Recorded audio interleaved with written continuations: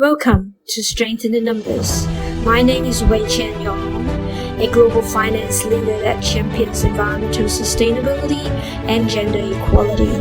It is my ambition to bring business and social movement leaders to the show, deconstruct with them their stories, lessons learned into practical advice for us to remain relevant in accounting and finance while making a positive impact to the society. With that, let's go over to the show. Welcome everyone. Agnes and I first met at a Global Women's Forum last year. So she and I struck off a conversation on technology, innovation, and entrepreneurship. And all of these important attributes and factors that our listeners need to think about as we get ourselves ready into the future, and how do we become a well-rounded finance business partner that drives sustainable business growth.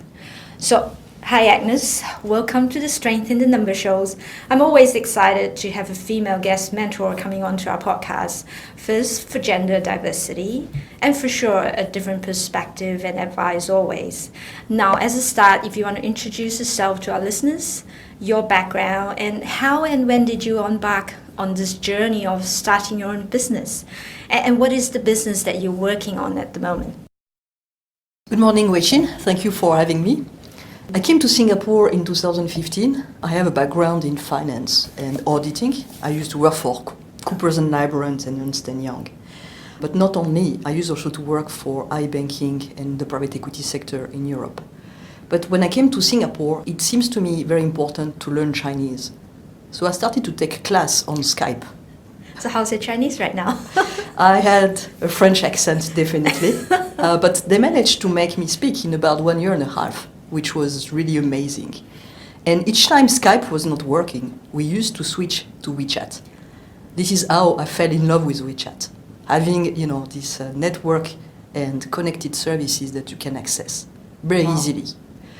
And I started to look at the platform mechanism that helped China increase the business with small and medium-sized companies. And I started to think about FTT at that time. So how can we create a platform mechanism for B2B, for small businesses, so that they can grow? And for me, the first element was to connect every business. Then to build a business story based on accessing different services that are essential for growth. And financing, insurance, logistics were the main ones. Then we tried to find the best technology at that time to use to provide a proof of trust mechanism, because as an accountant we like things to be audited and trailed, right? Traceable. So it was a professional deformation that led me to try some blockchain mechanism, because it was really in the vibe. And I think I loved it because I could also see the limits of centralized mechanism in Europe. When the state collapses, like in Greece or in Spain, there is nothing left behind. The banking system also collapses, as well as the economy. So this is how we started a pilot using a blockchain protocol as the center of the system, and trying to create a workflow of value for small businesses to make everything digital, starting from a purchase order, invoice, payment, and request for financing and insurance.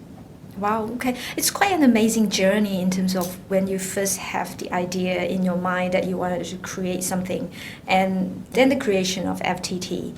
If you wanted to help our listener understand a little more what FTT stands for, and how does your day look like as your own boss running FTT? So we have two descriptions of fast track trade. Either we use the comparison with Facebook for SMEs on blockchain. Oh, I like that, the Facebook for SME. Except that the difference that in Facebook nobody controls who you are when you join the platform, but on Fast Track Trade we check your corporate registration number so that there is no grey business on the platform. Or the WeChat for SMEs. Coming back to WeChat, to my WeChat experience. And effectively we started from scratch. That is to say, I put together a few slides and I fetched around to convince people that this was the new business model to grow trade between SMEs, between countries, between trade zones. And I was doing this in the middle of the Brexit and, the Trump election, which created a lot of controversies on free trade agreements. It also create opportunity, I guess. And it created a huge opportunity because, because of the Brexit, the UK had to think about this trade zone again. So they came back to the Commonwealth countries. There are about 50 countries in this trade zone, but there is no mechanism for all of them. I love the way that you're able to connect the dots. The ability to look at the macro, what's happening outside, and what can that be then translate to a business opportunity. It's really wonderful.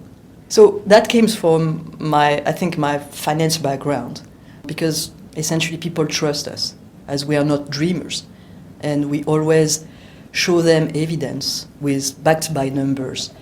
And I remember my first presentations to the Commonwealth Enterprise and Investment Council CEO, or in front of some representatives of the Ministry of Trade of Australia, telling them, guys, the battlefield now is digital. If you have no network for trade, like the Americans have with Amazon or eBay, and the Chinese have with WeChat or Alibaba, you're gone. You will simply not exist on the digital trade worldwide. Yeah. So they started to understand the importance of bringing a protocol, which is effectively a program, to secure transactions worldwide. And of course, we focused on SMEs because this is a huge potential for trade. Mostly large corporates are already organized. They have physical networks and they can, always get the most of it. But SMEs, they cannot most of the time go beyond what is physically reachable to them. That's actually great. I mean, a wonderful example that you share about yourself. How do you leverage the strength of your finance background because of the credibility that you bring, because the trust that, the accounting and finance profession has developed over the years with the stakeholders, of course, with your awareness around, technology and innovation as well. So on that journey, when you're exploring all this thing and put your business idea into actual business as FTT, what will be the one moment that stands out the most? Why this is the most memorable moment for you? We, as a team, we had a fantastic moment. The FinTech Festival in 2017 and also a few events that we were invited. But the best moment was yes, the best. my participation in a roundtable with Theresa May and Liam Fox in the middle of the Brexit. Wow, that must be quite a moment. That was quite a moment. Essentially, there were maybe 12 people around the table. We were all jet-lagged. So at some point, you forget completely that you're dealing with VIPs, the greatest VIPs in the world, and you have to participate. And you have to tell them, in a few words, that digital trade is key, and focusing on a trade zone that can be the Commonwealth can compensate for the exit with Europe. So we had a few comments that were also very interesting because in this meeting there were also the CEOs of the WTO and the International Chamber of Commerce. And from that meeting, which may have lasted 1 hour max, we started to be invited to a lot of trade dialogues in Geneva, but also to the Banking Commission of the International Chamber of Commerce in Beijing to speak about the role of alternative financing and platform mechanism to boost the economic growth in emerging markets. So as a French person, it was very awkward to be invited at that meeting because most of the participants were either British or coming from the Commonwealth countries like Canada or Australia. But then they also invited me at the Guildhall, which is a fantastic place, which is just like the center of London decision-making. That brought also very nice memories because it was the first time that we toasted the Queen. We heard the stories about Nelson Mandela, the relationship between Nelson Mandela and the Queen. And it was so nicely put that for the first time I felt like not being French anymore. Oh, I love that. So you felt like a global citizen. Everybody is part of this huge global community. I guess that is where I see the vision that you have for FTT as well. So what's really exciting you right now at the moment in running FTT? So many things, because we made the technology work. So initially it was a technology challenge. But when it starts working, this is when you need to be preoccupied by the business and which angle you should take for adoption. And this is where, you need to go back immediately to your potential users and to get feedback. Because even though you are smart and you brought something to life which works as a software, you don't know who is going to use it and who is really the key targeted users that you should focus on. So we went for customers' feedback. We did immediately a series of customer feedback with about 30 SMEs in Singapore. We asked them what they thought about the system, what they liked about it, and genuinely to give us guidance for the next steps. Once you got that, it means that you can keep progressing in the programming, but you also have found a bit your market.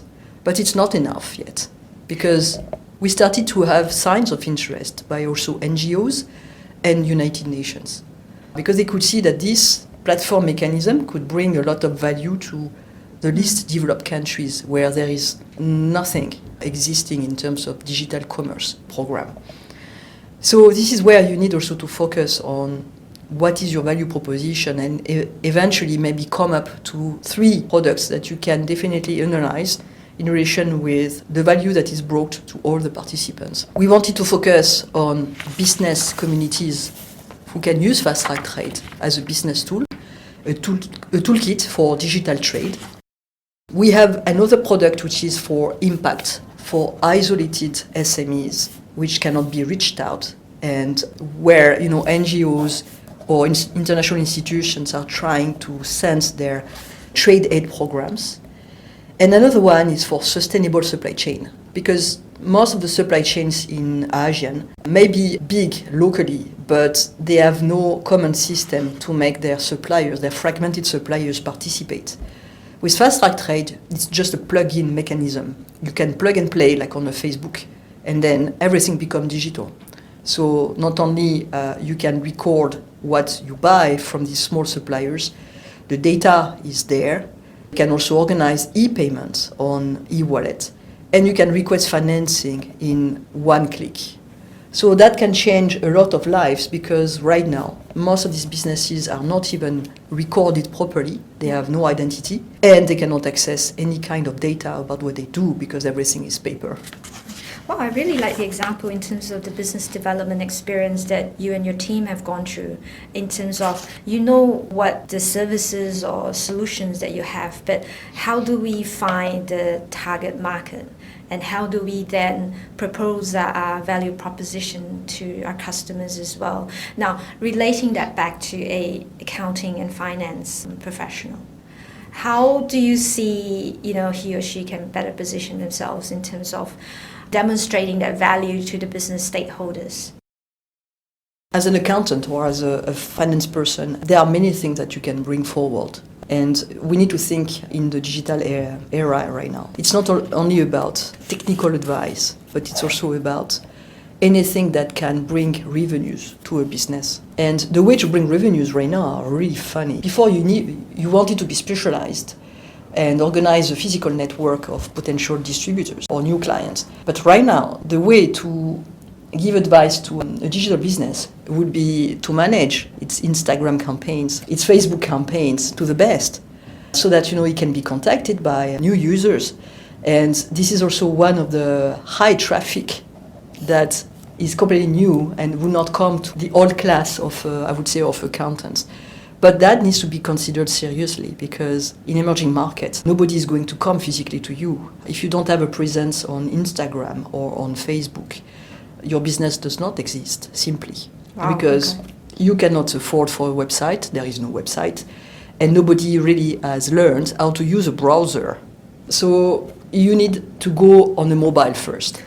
And guess what? This is when serious people will start thinking, this one is doing business with his mobile. Is this serious? Yes, this is definitely serious. It's really a new way, a new angle of making a business grow. And that needs also to be taken into account with the evolution of accounting, because on Fast Track Trade, we offer various services which are cloud-based. We also have accounting in the cloud. We have corporate secretary in the cloud.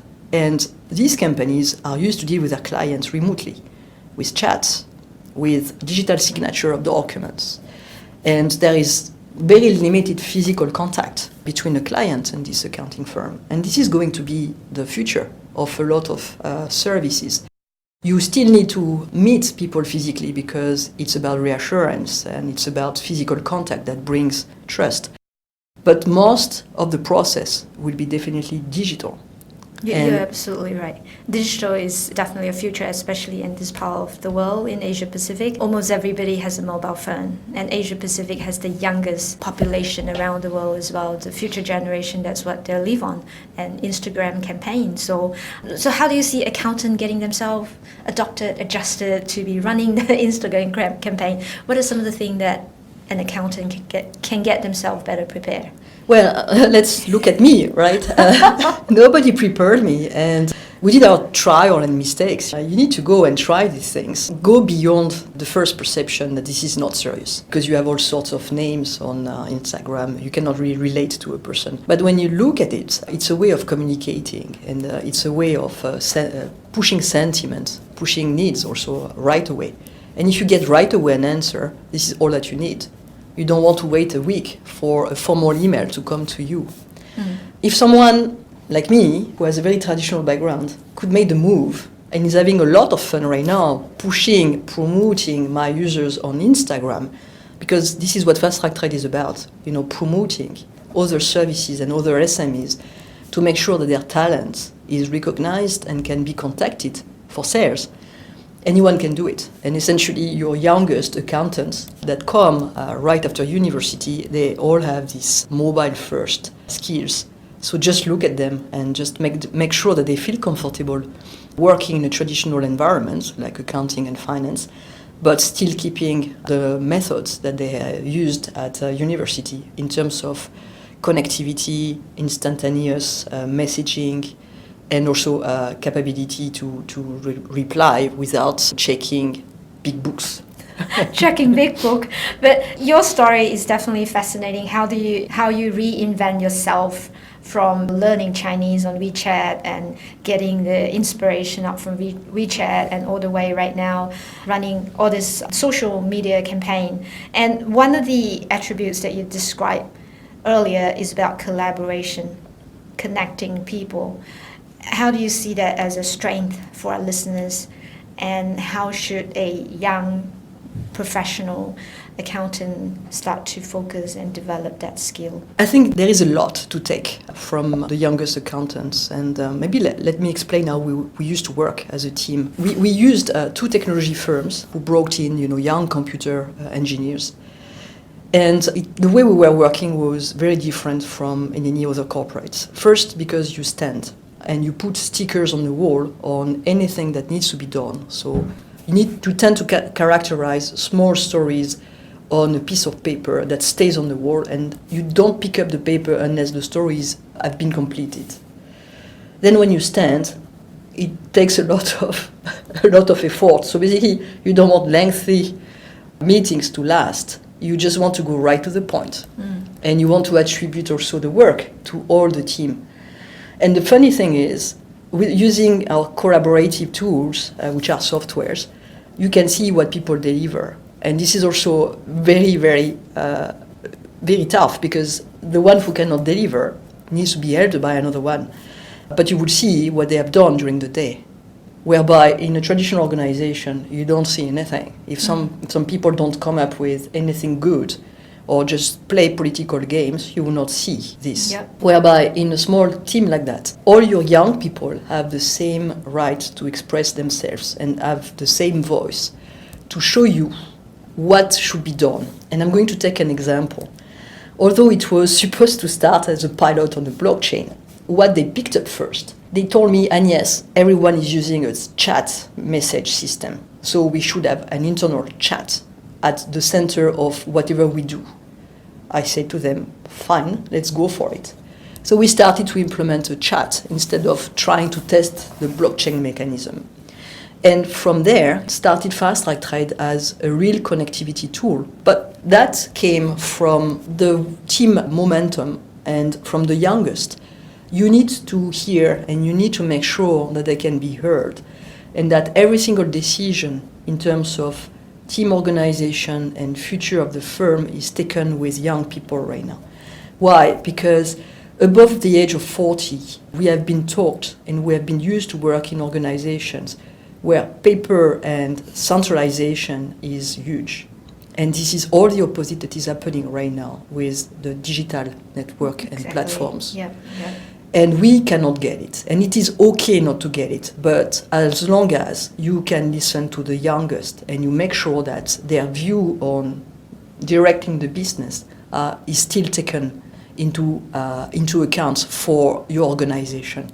And I guess if you believe that your organization is too mature or there is too much inertia, you need to do it outside of the system.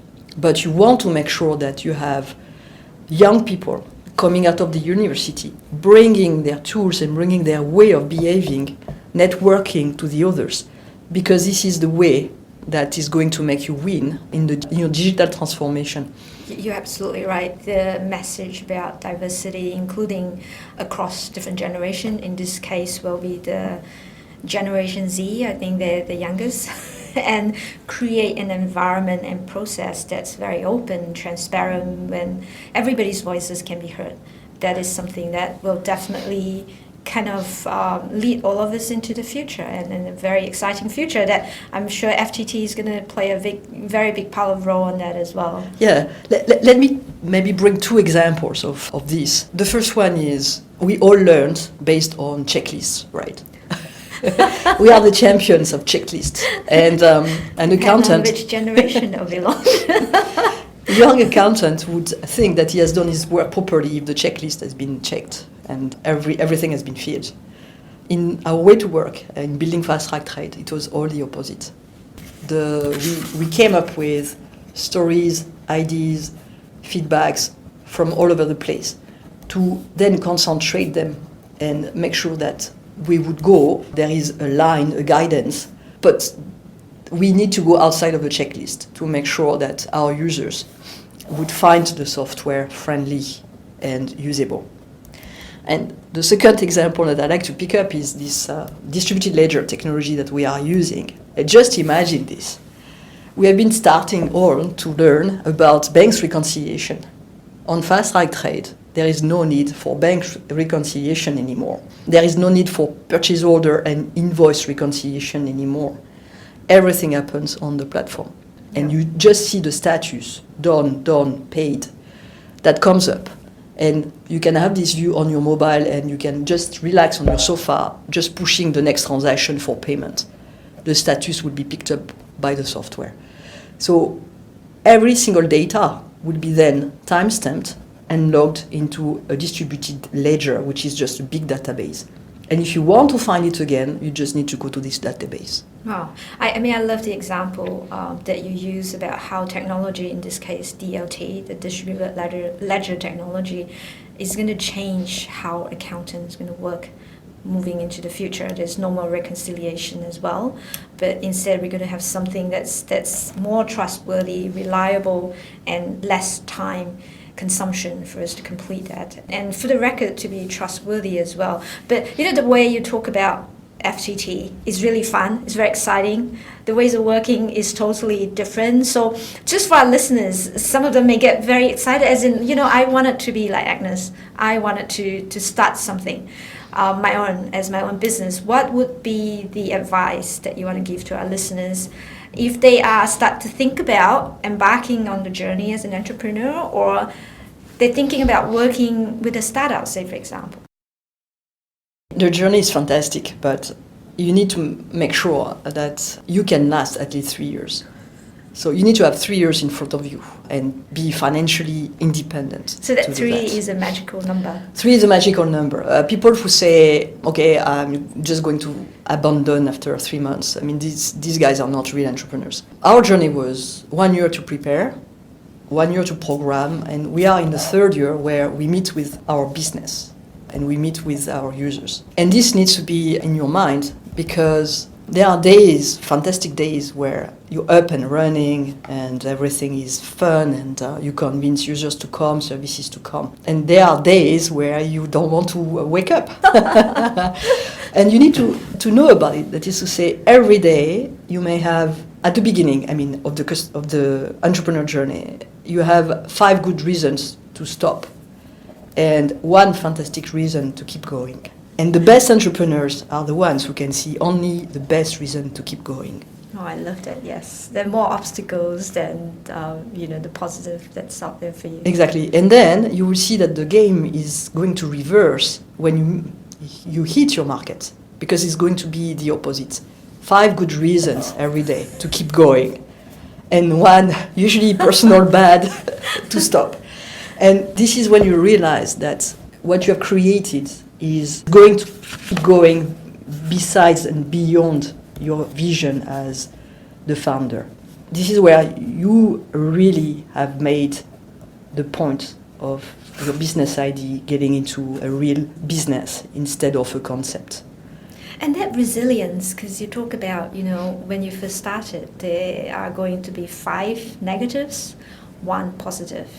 So an individual must be very resilient.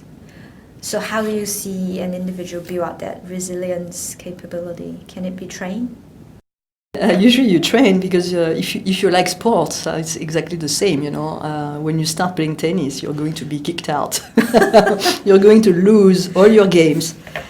Before you tend to understand that you need to be patient, you need to observe the game of the other one, and you want to stay in. But it's about character, luck.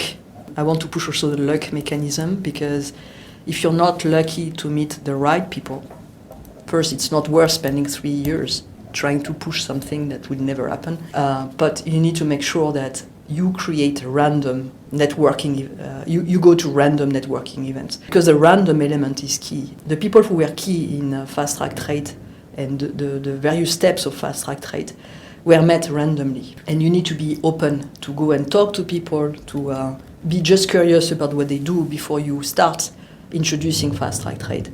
And this is the way that you create your network, and then you create brand ambassadors who are going to relay you, even though they are not your employees. And it is key. So it's not only about resilience, it's also about luck and random factor. A lot of transpiration also. I love the fact that you talk about the character of an individual and be lucky.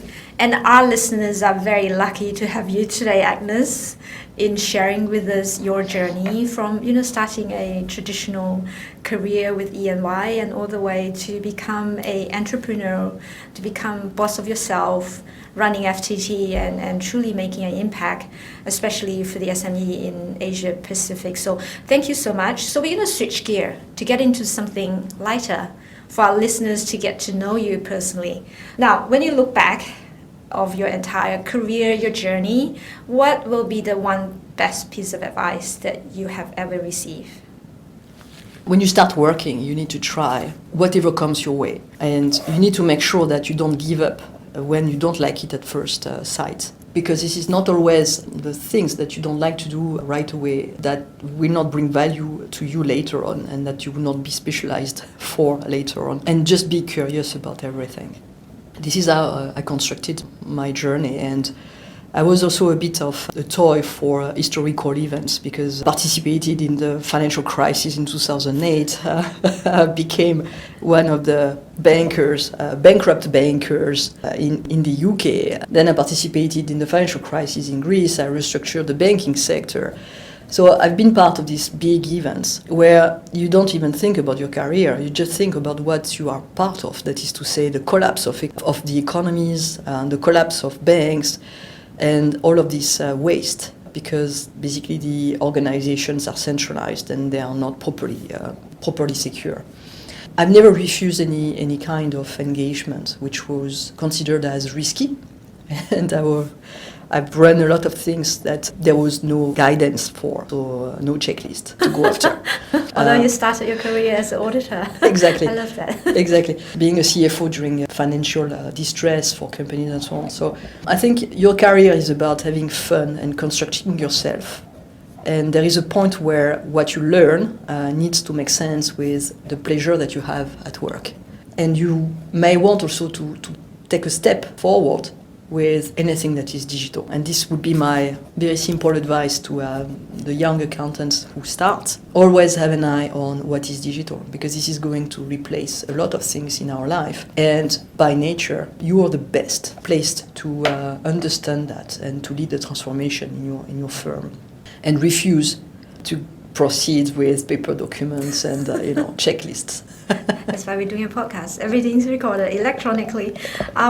Anyway, wonderful advice to especially our young listeners in terms of embracing technology, tech risks, and also take ownership of your own career and your life as well. So you've gone through ups and downs. You've seen the financial crisis as well. You've met so many people along the journey. If you were to look at the word successful, who is the person that kind of comes to your mind and fit that definition of successful? Oh, I think there are many, but the one I like, and once again, it's because I've studied a bit the Chinese miracle. It's definitely Jack Ma. First of all, because he launched this big marketplace way before anybody could understand what it was about. And also because they stick to it, and they were almost, bankrupt 3 times before they managed it. But they kept going. They kept going, and I guess this is the best that could happen to the Chinese market, because they managed to really participate in the uplift of hundreds of millions of Chinese out of poverty. And they created really this platform mechanism, way beyond what the American platforms have done. So I really like this guy. I've never met him, but this is the one I push forward, because I don't think that American founders done so much impact in the US or elsewhere versus the economic impact of Alibaba or even WeChat in China. Oh yes, I mean Jack Ma definitely is a legacy in China and also outside of China, and I can see you are kind of driving the same vision as well for FTT, which is wonderful. If in the midst of your busy schedule, your work, what will be the one book that you recommend to our user or to our listeners that you think that can help them? I've been through a big book about China, which was really a miracle, at the same time a question mark for us Occidental people. So it's from one of the big US diplomats who hasn't followed the transformation of China among the various governments and the positioning of Chinese leaders. First as a closed country and now as an open country. I think coming from Europe, we just don't get that either. We have our own way of doing physical things. We have our laws, which tend to overprotect people and so on. And we are not starving for new things and innovation.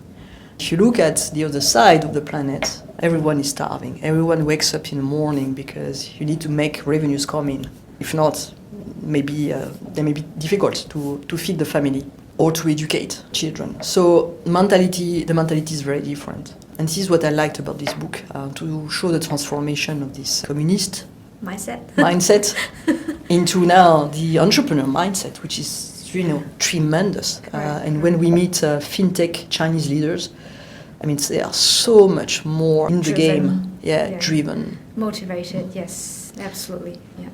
And we need our listeners to kind of think about that as well. I mean, for sure, I'm very sure our listeners will be checking out this book. Big book, right? It's a big book about China. To think about, how do we... Kissinger. It's from Kissinger, yeah. Okay. Yes, he's a good writer. He has a couple of very good books published as well. So wonderful. And if there's one thing, we talk a lot about your journey. You have also given good advice in terms of what the accounting and finance profession needs to think about. If there's one thing that that comes to your mind for the profession to stay relevant looking into the future, what will be the one qualities or attributes? So 2 things. The first is looking at digital transformation and digital tools with a lot of openness and curiosity, and not like if it was the teenager approach, because definitely this is going to take a big place in our professional life. And the second aspect that I like, and I would like to do more about, is effectively the distributed ledger technology, because it can help record a lot of data and help your work be meaningful without having all these reconciliations to be done and so on. So effectively, it's about using the technology to become more an advisor role and support, small companies, small and medium-sized companies who cannot afford that for now, but which will have definitely two types of business approach, one physical and one digital.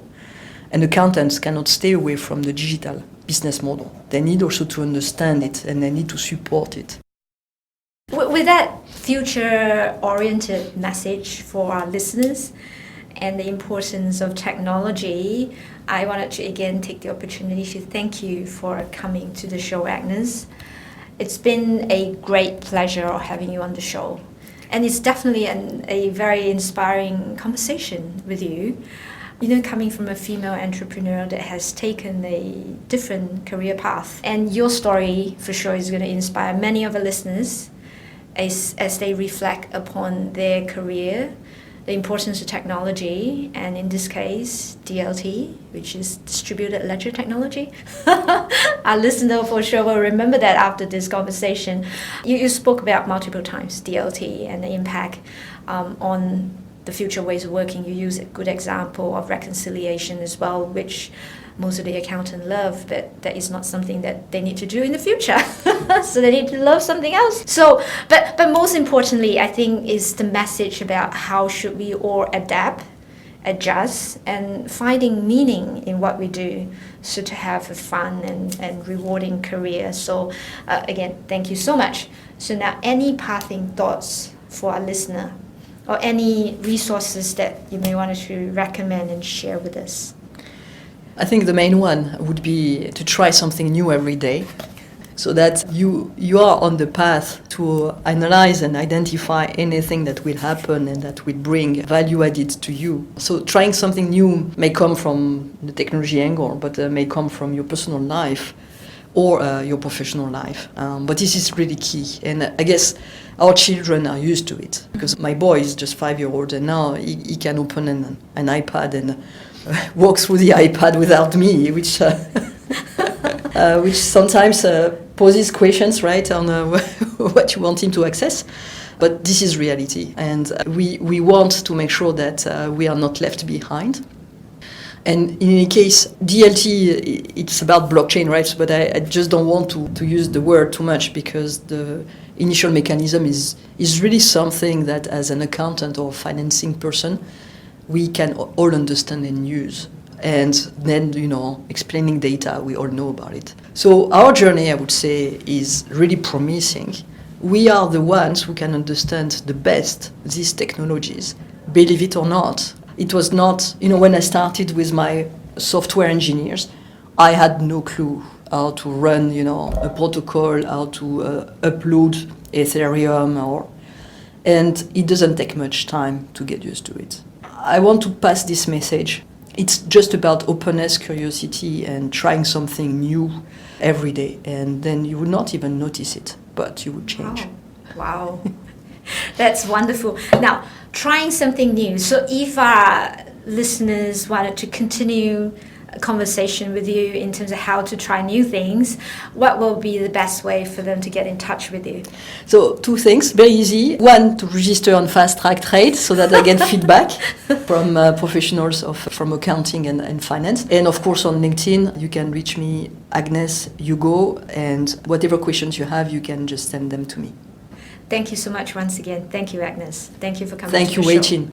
So there you have it. Hope you enjoyed the show today. If you'd like to know more of our guest mentor today, their bio and resources, you can find all that at sitnshow.com. You will also get access to early show, blog, also for subscription to our newsletter for activities and resources that are going to help you continue to build your strength and capabilities along the journey of finance and accounting. And just before you go, we really appreciate your feedback and suggestion. Or if there's a guest mentor that you'd like to hear on the show, drop me a message on LinkedIn. I will love to connect and hear from you. Let us keep building our strength in the numbers while growing a finance community that contributes positively to the society.